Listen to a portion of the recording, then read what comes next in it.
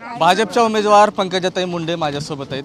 ताई, सकाळपासून प्रचाराला सुरुवात झालेली आहे, वेगळा उत्स्फूर्त प्रतिसाद पाहायला मिळतोय। 35 दिवस झाले मी प्रचार करते, सकाळी उठून प्रचार, रात्रभर बैठका, रात्रभर लोकांच्या ऐकणं, प्लॅनिंग करणं, पुढच्या हे चालूच आहे। आता वाट बघते 13 तारखेचे रात्रीचे संध्याकाळचे 5:30 वाजावे, मशीन सील व्हाव्या आणि आम्ही सगळे जरा शांत श्वास घ्यावा।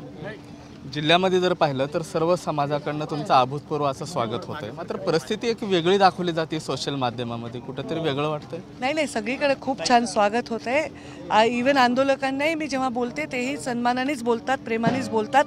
काही ठिकाणी बुद्धिभेद केला जातोय। मला वाटतं की शेवटी निवडणुकीच्या दिवसापर्यंत सगळ्या या गोष्टी गळून पडतील आणि या जिल्ह्याचे लोक अत्यंत शहाणे, समजदार आणि अत्यंत बुद्धिवान आहे।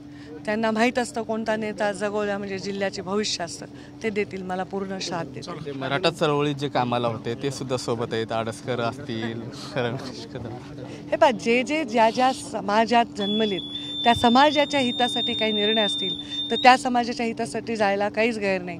राजकीय पक्ष आपला असणं हा भूमिका वेगळी आहे आणि सामाजिक भूमिका वेगळी आहे।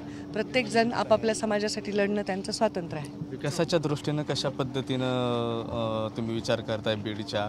नरेंद्र मोठा विचार करते आणि करूनच दाखवेन। उद्योग आणेन, रोजगार आणेन, इलाजाची व्यवस्था करेन, शिक्षणाची व्यवस्था सुधारेन। नरेंद्र मोदींची सभा देखील आयोजित करण्यात आलेली आहे, खास तुमच्यासाठी, पंकजाताईंसाठी।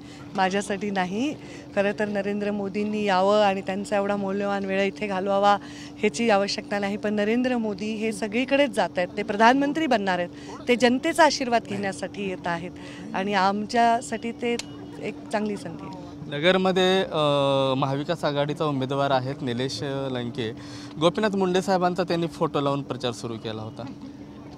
आता मुंडे साहेब नाहीत आणि मुंडे साहेबांवर श्रद्धा, प्रेम किंवा निष्ठा असणारे लोक जर कोणी फोटो लावत असेल तर मी काय त्याला नाही म्हणू शकत नाही।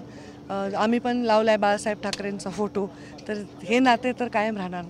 काल जरांगे पाटील भेटले, तुम्ही कानात त्यांना तब्येतीची, प्रकृतीची विचारपूस केली, काय बोलणार? सप्त्यामध्ये आम्ही योगायोगाने एकत्र आलो होतो आणि मला असं कळलं होतं की ते ॲडमिट होते, म्हणून मी त्यांना विचारलं खूप तब्येत खराब झाली आहे, काय ॲडमिट होतात काय, एवढंच विचारलं। ते म्हणले आता बरं आहे। जरांगे पाटील असंही म्हणाले की पंकजाताई असतील, धनंजय मुंडे असतील, ते आमच्या जिल्ह्यातले नेते आहेत, आमचं कधीही वैर नव्हतं, मात्र सोशल माध्यमामधून अशा पद्धतीने एक वेगळं चित्रीकरण केलं जातं। ते असं म्हणाले असतील तर ते चांगली गोष्ट आहे, स्वागतार्ह आहे। नक्कीच ह्या होत्या पंकजाताई मुंडे। कॅमेरा पर्सन हर्षलसह मी महेंद्र कुमार मुधोळकर, TV9 मराठी, मोठेवाडी, माजलगाव।